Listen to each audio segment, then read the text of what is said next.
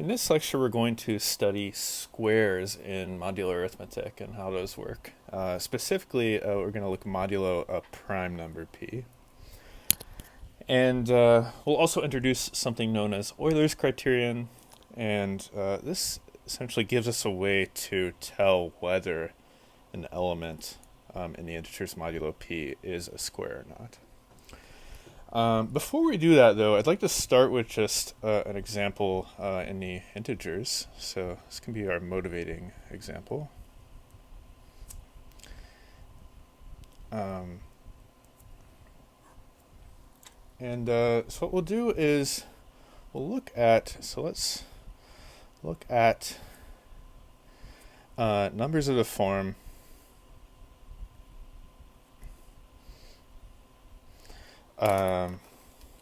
n squared plus 1. So the numbers that are 1 more than a square. And what we want to do is we want to study their factorizations to see if we observe anything interesting. Studying the factorization of n squared is not going to be rather interesting. It'll just look like the factors of n. But if we add 1, let's see if anything interesting happens there. So what I'm going to do is have a column for n. We'll have a column for n squared plus 1. And finally, we'll have a column where we look at the factorization. So let's go 1, 2, 3, 4, maybe up to 10.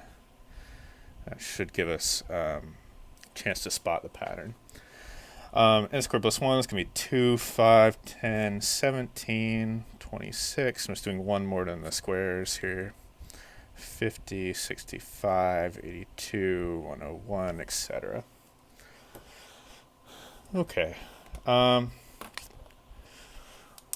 about the factorization? So here it is factors as 2, 5, 10 is 2 times 5, 17 is a prime, 26 is 2 times 13, 37 is a prime, 50 is 2 times 5 squared, 65 is 5 times 13.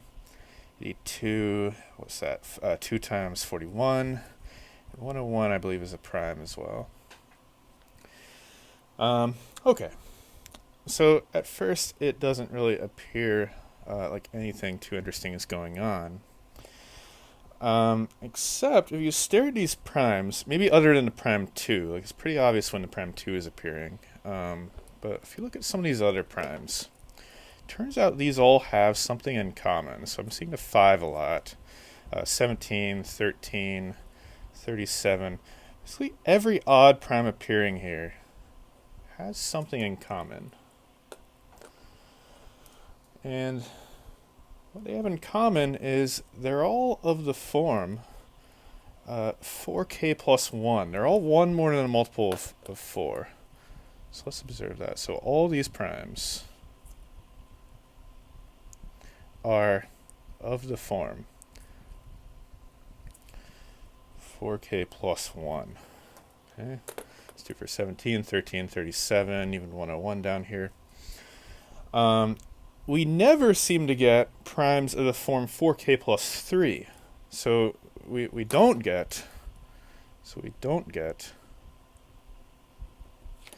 never seem to get 3 as a factor, or 7, or 11, or any of those. You only get primes of the form 4k plus 1.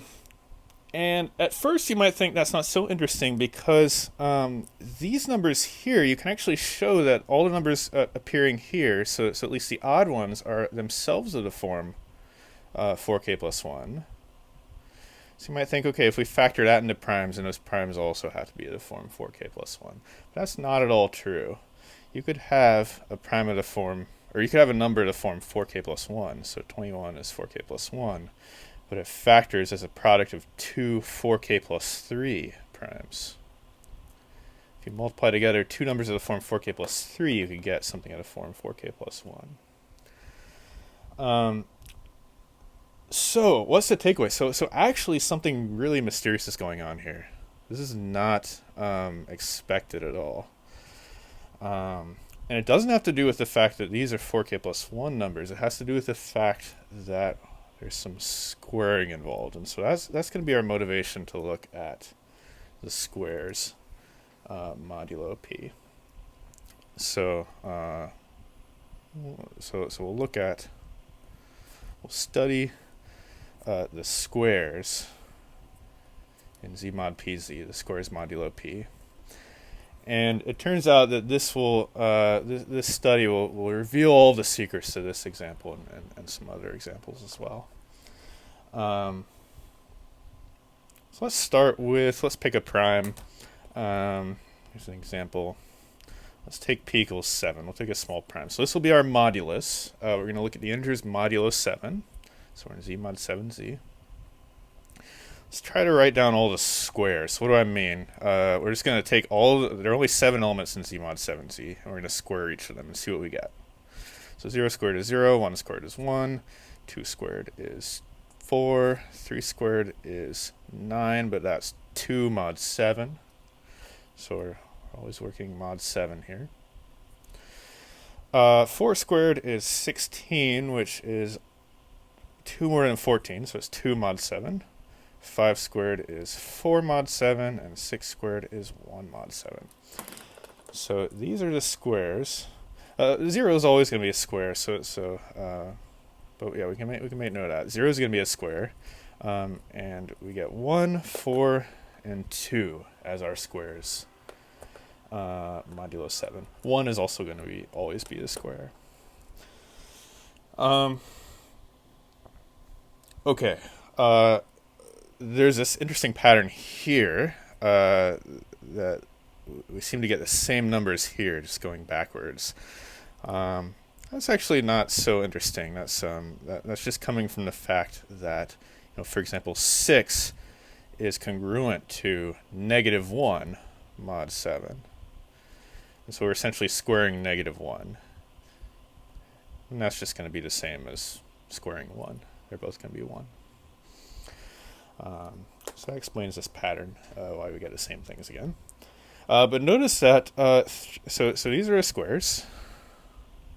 So squares mod 7 are, we got 1, 4, and 2.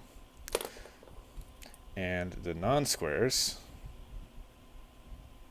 mod 7, going to be 3, 5, and 6. There's nothing you can square to get 5 mod 7. Notice 1 and 4 are squares in the usual integers, but 2 is not. But 2 does happen to be a square of mod 7. So it's just almost as if there's a square root of 2 living in the integers mod 7. You can think of this, 3 is almost like a square root of 2. And so is 4. Okay, let's look now at example with a larger prime. Let's not go too much larger, but let's take 13, and we'll say, let's say we want to know if a particular element appears as a square. So let's say it is, let's do 5. So is 5 a square in the integers modulo 13? And, well, here's certainly one way to do that. Let's just try everything. 0 we don't have to try. 0 squared is always 0. 1 we don't have to try either, but okay, 2 squared is 4, 3 squared is 9, 4 squared is 16, which is 3 mod 13, 5 squared, put commas here, 5 squared is 25, which is -1, it's also known as 12, 6 squared is 10, 7 squared is also 10. And we're seeing that pattern again, right? 7 is just -6, right? 6 plus 7 equals 0 mod 13. So 7 and 6 are just negatives of each other. So 8 squared is going to be 12 again. And then we see what we get. So we're getting 1, 4, 9, 3, 12, 10. And those are all the squares. So 5 is not a square. So that's our answer. Well, you could imagine, what if our prime, for example, were 103 instead of 13, or something much larger? So the question is there a better way? Is there a better way than just trying everything? just trying every number. I mean, technically we don't have to try every number, we only have to try half the numbers, but still, that's quite a lot if your prime gets very large. It turns out there is a better way, and that is what Euler's criterion is. Euler's criterion is going to seem like a rather mysterious statement at first, but we're going to go through a proof of it, try to understand it a bit better. But it's very useful. Essentially tells you that there's a certain calculation you can do that will just automatically, and the answer to that calculation will automatically reveal whether your number is a square or not. So the setup is, let p be a prime. Let's take a prime greater than 2, so an odd prime. And we'll take the number that we want to figure out if some number a is a square. So it'll be some integer, and it will not be 0 in z mod pz. So in other words, it's not a multiple of p. Then here's what you do. You take that integer a, and you raise it to this mysterious power, p minus 1 over 2, which is always an integer, as long as p is not 2. See, if p is 2, this is going to say 1/2, right? And 1/2 power doesn't really make sense. I mean, sometimes there is a square root, right? But sometimes there is not a square root. So 1/2 power doesn't really make sense in modular arithmetic in general. But this is always going to be an integer, and that's always going to make sense, that exponent there. And it turns out when you do this, you will get one of two things. You will either get the number 1, or you will get the number -1. You can't get anything else.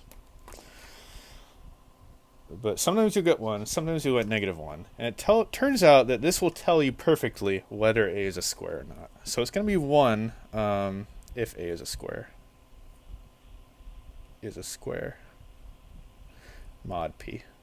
In other words, there exists some x such that x squared is congruent to a mod p. Yeah. It'll be -1 if a is not a square. Not a square. Modulo p. Okay, very useful criterion. You might say, well, wait a second. If our prime is large, then we have to raise a to some huge power. That seems pretty calculation intensive too. Like, what? It seems like it would just be better trying everything. That's not at all true though, because for example, not sure if I showed this before, but if we want to compute a to the 100, we can actually do that with very few calculations.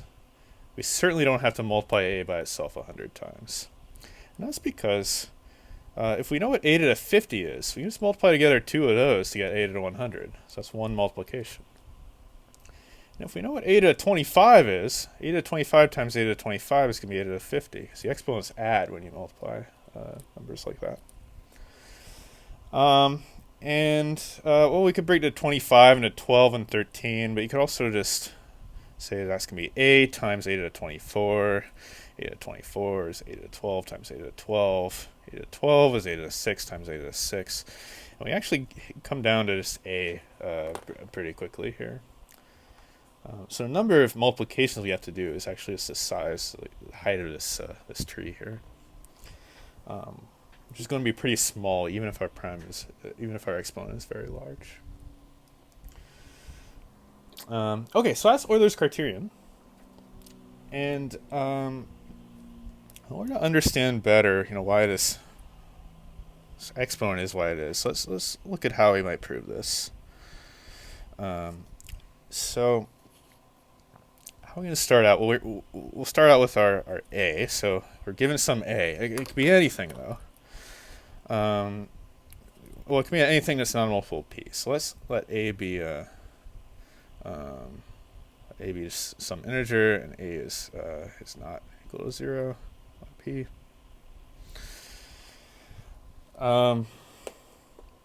And what we're going to do is we're going to take the elements. So take the elements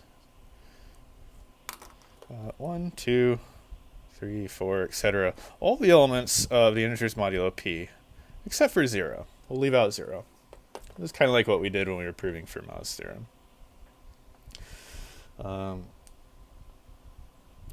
Just getting ahead, the reason we're going to leave out 0 is we're going to sort of use modular inverses at some point in the proof, just like we did with Fermat's theorem. And whenever you're working with modular inverses, you want to be as far away from 0 as possible. 0 is definitely not invertible. So we're going to take all these elements, all the elements of Z mod PZ, and we're going to group these into pairs. So we'll pair up the elements. We'll pair elements together that multiply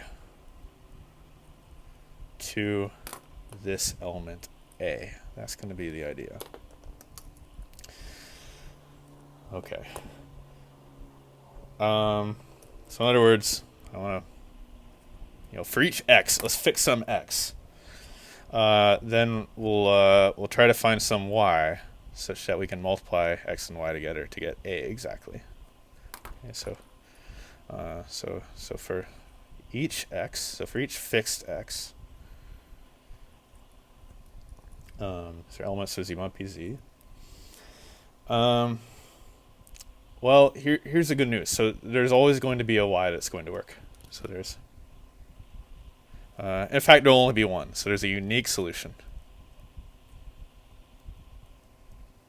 So there's a unique y to this equation.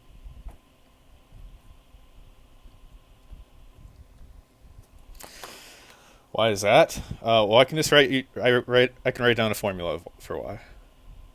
Y is just going to be x inverse times A. Right? Because x, we're working modulo prime, so remember, modulo prime, that means that all non-zero entries of Z mod PZ are invertible. So we'll always be able to solve we'll always be able to find x inverse, and then y that satisfies this congruence along with x will just be x inverse times A.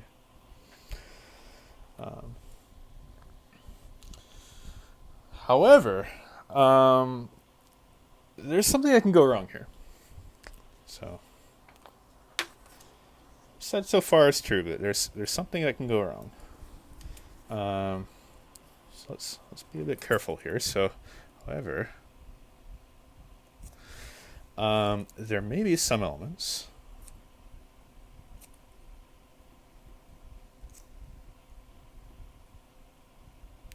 x that we can start with. So we want to solve x times y is congruent to A. What if it turned out that the thing that we want to pair x with, we want to pair x with y, what if it turned out that y is x itself? Right? So there may be some elements x so that x itself is the unique solution.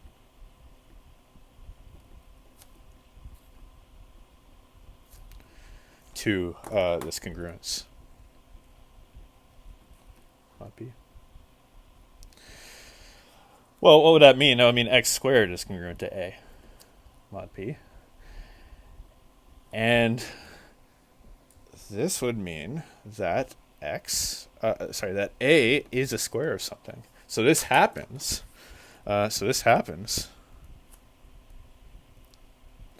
Exactly when A is a square.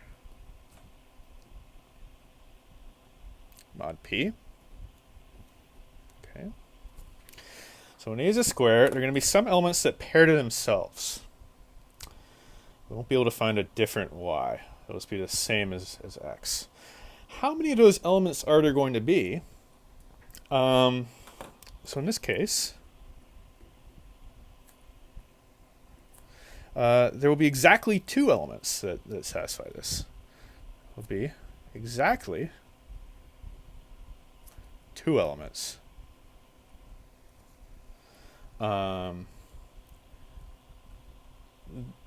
Paired with themselves, say.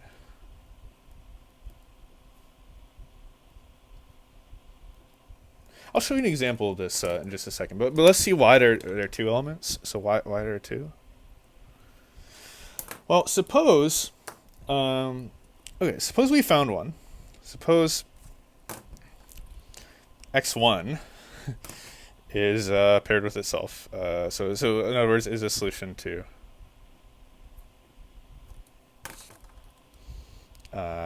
x squared is congruent to a mod p.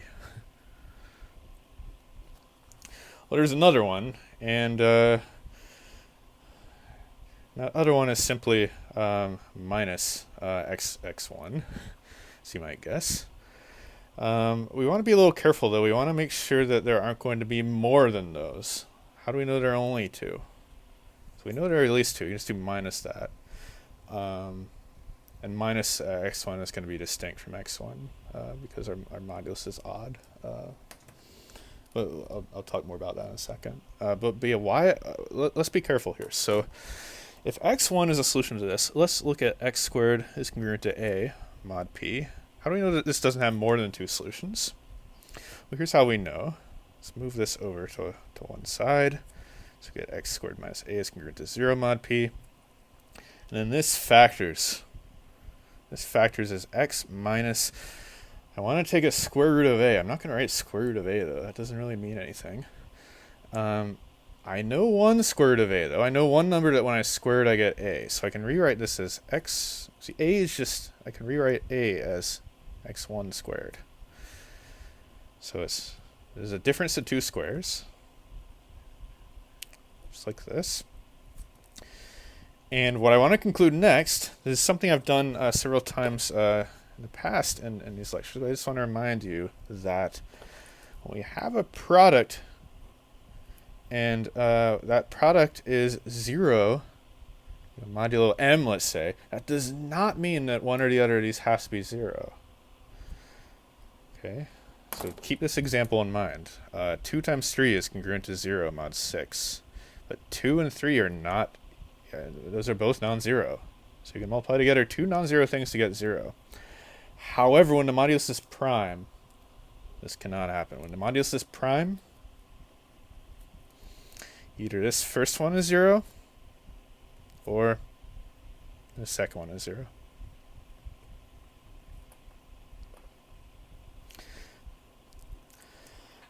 And that's essentially from Euler's lemma. If you have a prime dividing a product, which is what this is saying, then a prime has to divide one or the other part of the product. So this shows me there are exactly two solutions modulo p. So x is x1, or x is congruent to x2. Okay. Those are exactly the two solutions, and x2 is nothing more than negative x1. Because I know if I put a negative in front of x1, square it, I'm going to also get a. So these are definitely two solutions, but we just proved they're the only two. So negative 1 has to be that second solution. Negative x1 has to be the second solution. Okay, so just to recap really quick. So we are pairing up elements that multiply together to be this fixed a that we're given. We want to investigate whether it's a square or not. Sometimes we're going to end up pairing elements to themselves. Okay, that happens if and only if a is a square, and they're going to be exactly two elements paired to themselves. I want to show you an example of this before we sort of move to the key step in the proof. This proof actually is going to use a similar idea to the proofs we've seen before of Fermat's theorem and Euler's theorem. Let's take a to be, we'll be mod 7 again, so we'll be mod 7. And let's take a to be 3. What have we done so far? Here's what we're looking at. We're looking at 1, 2, 3, 4, 5, and 6. The integer is mod 7. Forget about 0. And we're going to pair up numbers that multiply together to 3. So 1 times 3 is 3. 2 times 4, that's not 3. 2 times 5 is 3, right? 10 is congruent to 3. And 4 times 6 is that 3, or are these going to get paired with themselves? 4 times 6 is 24, which is congruent to 3. It's 3 more than 21. So that's how we would pair them up. if I change to a, this could actually be different. So this is for a equals 3. For a equals 2,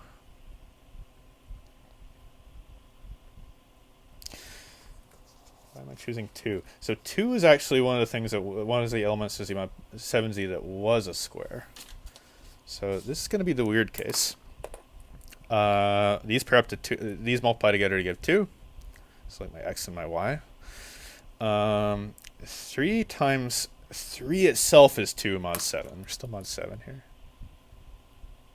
So 3 is actually going to pair up with itself. Maybe I'll circle those in red. And 4, what's 4 going to pair up with? Oh, wait a second. Actually, 4 is negative 3, right? So 4 is also going to square to 2. You can check that. There, 16 is 2 mod 7. And then 5 and 6 are going to pair up. So 5 times 6 is 2 mod 7. So these are showing... right, so this first one I'm pairing up things based on this congruence. I'm trying to find things that multiply together to 3. Sorry. And this one I'm trying to pair them up based on how they multiply together to 2. So this shows both of these cases. Notice this is the case where a is a square. Sorry, this is the case here where a is a square. And this is the case here where a is not a square. So you don't get any number pairing to itself to get 3. Okay, what's the key step in this proof? It's going to be an idea we've seen before. So then we're going to consider the product of all of these. And multiply them all together and see what we get. All elements. So what do I mean by that? 1 times 2 times 3 times all the way up to p minus 1. Multiply them all together. And we're going to distinguish the two cases. So case 1. So here's the case. Case 1. A is not a square. That's the case where we're going to just pair up all the numbers like this. What's the product going to be in that case? Well, let's write it out. If we can pair up everything, then each pair is going to multiply to a. How many pairs do we have? We have p minus 1 over 2 pairs. So this is just going to be nothing other than a to the p minus 1 over 2. That's just p minus 1 over 2 that's showing up in Euler's criterion.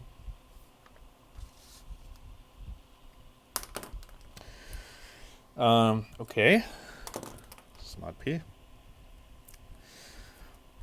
In the other case, something slightly different happens. So case 2, what if a is a square?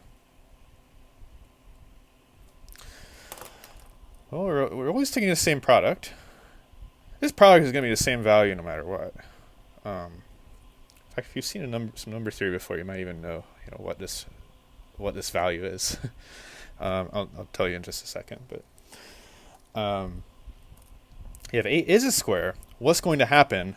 We're going to get still a bunch of things that pair together to a. How many pairs are there going to be? There will not be p minus 1 over 2. There's actually going to be 1 fewer. So there'll be 2 elements left over. So let's write this. It's like minus 1 there. Be 1 fewer pair. And then we have 2 elements that would be paired up with themselves, but they only occur once each in this product. So we need to see what happens when we multiply these 2 elements together. Well, we're going to get, right, if I take x and negative x, these are the two things. Let's say x is one of the things that squares to a. The other one is just going to be negative x. And x times negative x is going to be negative a, right? So x squared is a, but I have a negative sign. So I'm actually going to get another, it won't be an a, it'll be a negative a, mod p. And this is, if I use my exponent properties, a to the 1, a to the minus 1, those will cancel out, but I will get this negative sign out here. So this product in this case is negative a to the p minus 1 over 2. This is very interesting. It shows I maybe have some way of distinguishing between these two cases based on whether I get a negative sign here. The only thing that's left is, what is actually the value of this product? Because this value is fixed, right? Once we choose the modulus, this is never going to change on the left side. So we really have a way of distinguishing whether we have a square or not a square. Here's one way to figure out what the product is. Let's just plug in a equals 1. Okay, so I'm just going to plug in 1, and this negative sign is outside of the exponent, right? So we do this first and then put a negative on it. You might say, okay, wait a second, we don't know what case we're in, right? They're actually going to we don't know whether we're going to get this answer or this same thing with a negative sign. But we definitely do know what case we're in. 1 is definitely a square, right? It's 1 squared. So we're definitely in case 2 here, right? If a is 1, and so we're going to get this product. Okay, all the way up to p minus 1. It's going to be congruent to well, 1 to any power is just 1, but we have a negative sign, so it's going to be negative 1 mod p. And yes, this tells me actually that whenever I take this product here, it's always just going to be negative 1 mod p. This is actually this is known as Wilson's theorem. So we proved Wilson's theorem along the way. This is also a rather useful theorem just on its own right. So, but now we have Euler's criterion because we know this product is always negative 1. Notice we were not assuming this. We found this along the way. And so here's what we're left with. So if a is not a square, what do we get? We get this thing a to the p minus 1 over 2 is congruent to negative 1. That's what this product is. Okay, if a is a square, it's not. Then we get a to the p minus 1 over 2. Or sorry, we get negative a to the p minus 1 over 2 is congruent to this, which is negative 1. So positive a to the p minus 1 over 2 is congruent to 1. You can cancel out the negative signs if you'd like, because negative 1 is invertible, so we can multiply by negative 1. And that's Euler's criterion. So it's all happening mod p. So I've always thought this is a rather beautiful proof. So this over 2 somehow has to do with the fact that we're pairing things up. Okay, so this is how we can tell whether any element is a square or not.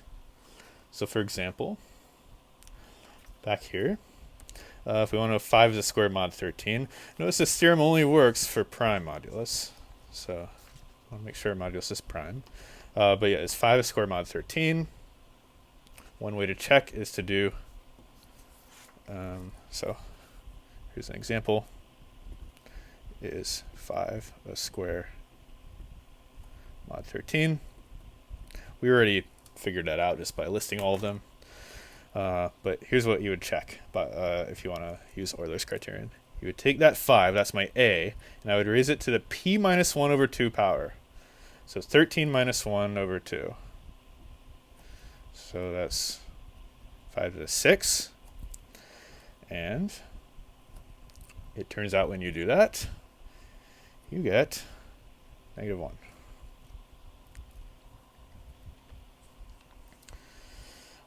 One way to see that, 5 squared is 25, but 25 is 1 less than 26, so this is the same as negative 1 to the 3, and that's negative 1. By Euler's criterion, that means a is not a square. Because there are 2 distinct cases right here, right? If a were a square, it would be 1. This perfectly distinguishes between the squares and the non-squares. Okay, so what I'd like to do next is return to our original example. You'll recall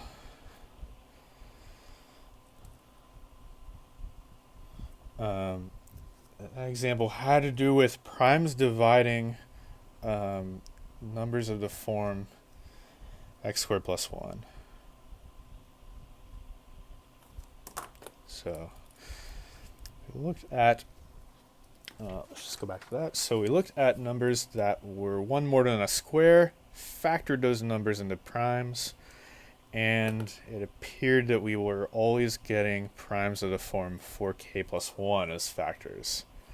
Which revealed actually there's something deep going on, because it's not obvious that a number of the form 4k plus 1 should have only factors of the form 4k plus 1. In fact, that's false in general. So there's something about the square here.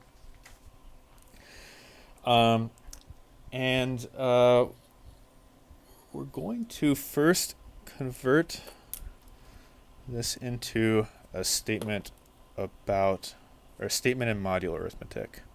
So if p is a prime dividing something into form x squared plus 1, what does that mean? That just means x squared plus 1 is congruent to 0 mod p. Which is the same as saying x squared is congruent to negative 1 mod p. And essentially what we want to look at is for what primes is negative 1 a square modulo p. And that's exactly what Euler's criterion can tell us. Okay. So let's recall Euler's criterion. It's that if a is a square, then if we raise it to this power here, we get 1. And if a is not a square, then if we had raised it to this power, we would have gotten negative 1 instead. So probably what we want to do, this is the number I want to investigate whether or not it's a square. So a is sort of my negative 1 there. P is my prime that's dividing x squared plus 1. It's my modulus. And I want to look at, so let's look at negative 1 to the power of p minus 1 over 2. So Euler's theorem is going to tell me whether something about this.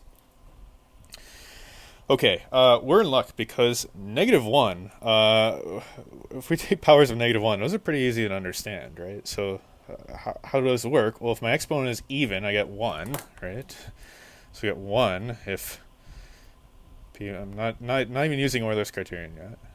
So if this is even, and I get negative 1 exactly in the case where this is odd, right? If an odd number of negative 1s multiplied together, it's going to be a negative 1.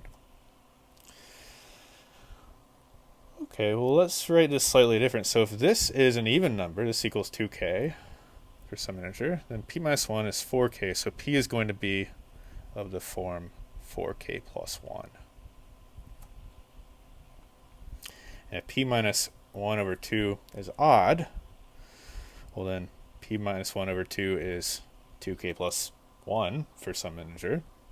So p minus 1 is going to be 4k plus 2. P is going to be 4k plus 3. Or I'm just saying, just to show what I was doing. So p1 minus 2 is even. That means that I'm 2 times something, some integer. And then you just rearrange. Okay. Let's use Euler's theorem now. So by Euler, sorry, I shouldn't call it Euler's theorem. That's something else. There's so many things named after Euler. It's called Euler's criterion in general. Criterion.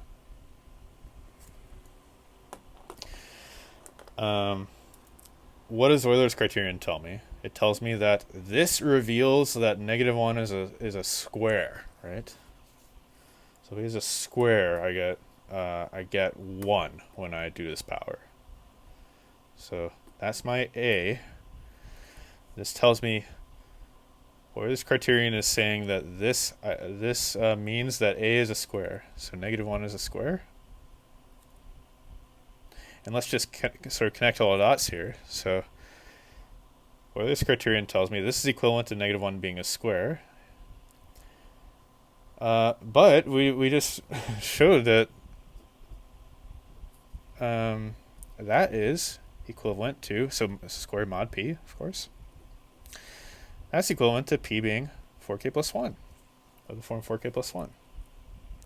And negative 1 is not a square. Mod p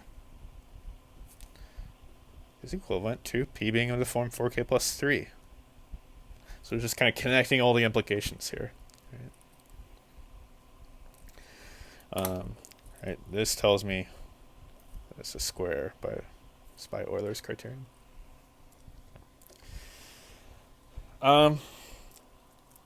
Okay, so that actually reveals the mystery that's going on here. So let's even write down what we concluded here. So we concluded something even stronger than what we observed. Okay, so if p is of the form 4k plus 1, that's equivalent to negative 1 being a square, right? It's the square of some integer x, which means p is going to divide some number to form x squared plus 1. So it actually tells me for any prime of the form 4k plus 1, I'm going to be able to find some integer of this form that prime divides. So that's rather nice. So anything of the form 4n plus 1 will show up on this list as a factor. Okay. So I saw the 13 there, saw the 17. But yeah, any prime of the form 4k plus 1 will appear here. So for, 37. What are some other primes of the form 4k plus 1? 71, right? No, not 71. 73. So 73 is of the form 4k plus 1. It's one more than 72. That must show up at some point in this list. Okay.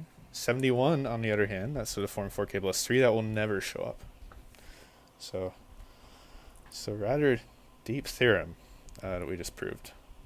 Let me just summarize that. So we showed a statement about integers.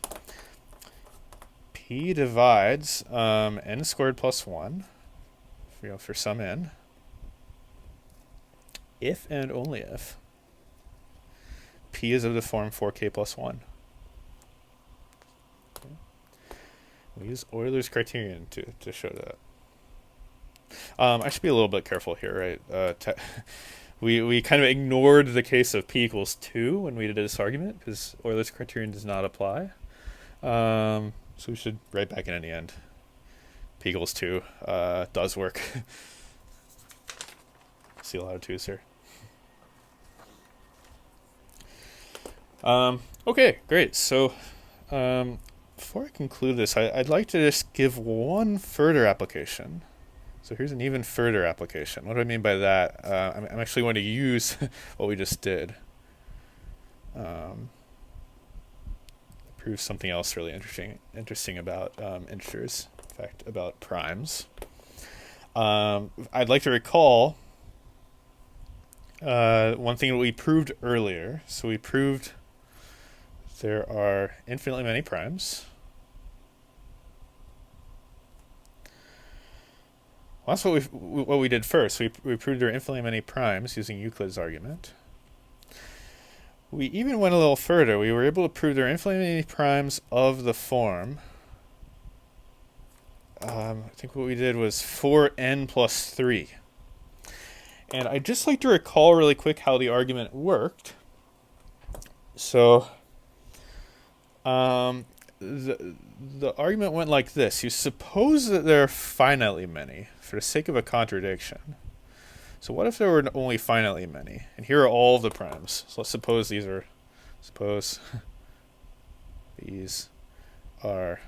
all of the primes of the form 4n plus 3. That's the complete list. And then what we did was we formed the following number. We multiplied together all of those primes into a huge product like this. And then we multiplied that by 4 and then did minus 1. Why did we do this? We were trying to create a number here of the form 4n plus 3. So this is of the form 4n plus 3. And I say it's minus 1, not plus 3. Well, Well, this is still the form 4n plus 3. One way to see that is using modular arithmetic. In fact, you can see that easier now, right? Because negative 1 is congruent to 3, mod 4. So this is the form 4n plus 3.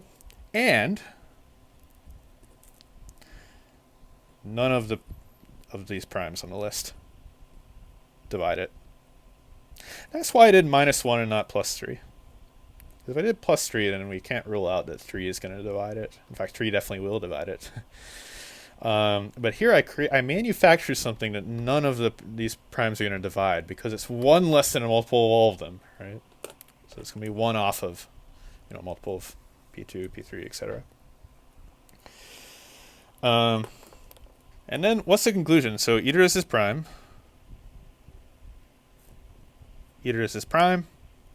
or it has a prime factor of the form 4n plus 3. That's not on our list. How do we know that? Well, it certainly doesn't have a factor on the list because it was rigged to be 1 off of those. How do we know it can't have prime factors of a different form, like 4n plus 1 would be the other form for a prime? The answer is, if you take any numbers of the form 4k plus 1, let's say I take 4k plus 1 for 4l plus 1, that's definitely going to be something in the form.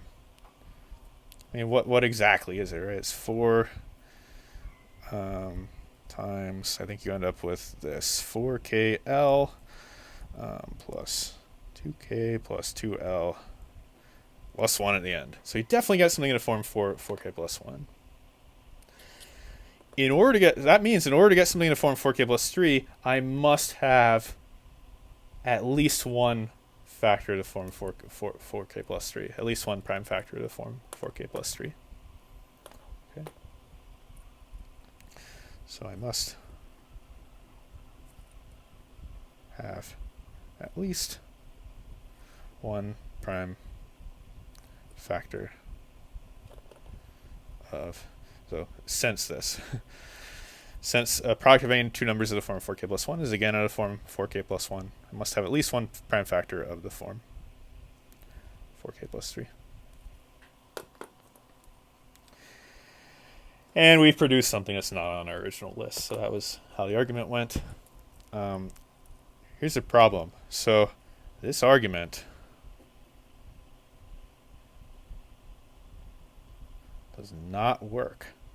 Does not work for primes of the form 4k plus 1. Let's take a look at why it doesn't work. This is still fun. Let's take a list of all the so instead of that, let's take 4n plus 1. And instead of that minus 1, we'll do plus 1. Great. We've created something in a form 4k plus 1. Here's what we're trying to do. This is of the form 4k plus 1, or 4n plus 1. And it is definitely true that none of these divide it, right? Because I'm one more than a multiple of all of them. Either this is prime, or it has a prime factor of the form, let's say, 4n plus 1.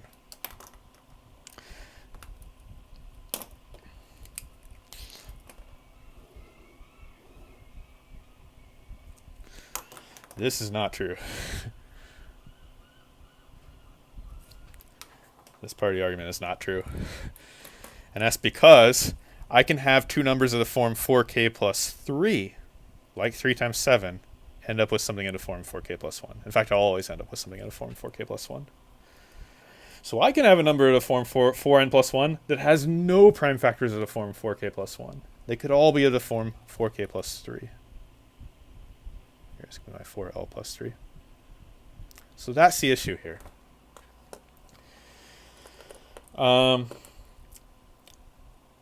Here's a way to fix it by using what we just did earlier. We're going to use this very non-trivial fact that if I have a number of this form, the only primes dividing it are the form 4k plus 1, never 4k plus 3. So how to so let's prove. So here's a proof that this is an actual proof that there are infinitely many primes of the form 4n plus 1. Okay, suppose not, right? Suppose there are finitely many, and this is all of them. Here's a number I'm going to create. It's going to look just the same as before, but I'm going to make one little change. So I'm going to do plus 1. I'm going to square that bit there.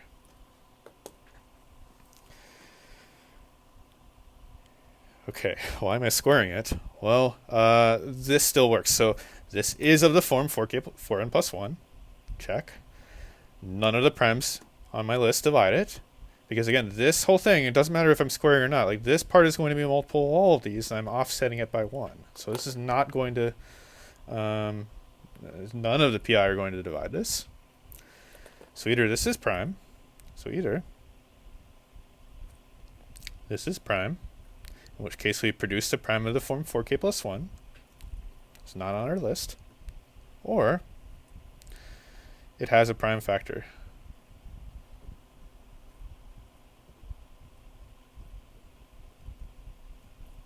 Of the form 4k plus 1. And this is true now.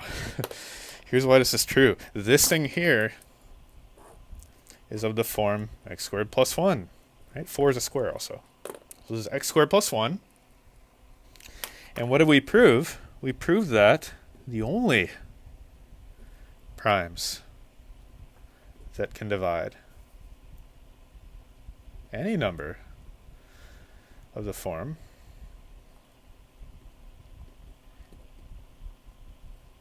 x squared plus 1 are primes of the form